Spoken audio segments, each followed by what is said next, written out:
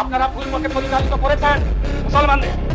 আপনাদের নেত্রী প্রাক্তন মুখ্যমন্ত্রী বেলনাগাদের 3 দিন জাতীয় সড়ক বন্ধ থাকার পরে কেন বলেন ওরা তো শুক্রবার একটু আগে করে যান, ভোটের সময় বললেন আমি আসছি বলি না, তোমরা কি আছো? একটা সম্প্রদায় যদি চায় না 1 সেকেন্ডে তোমাদের শেষ করে দিতে পারে।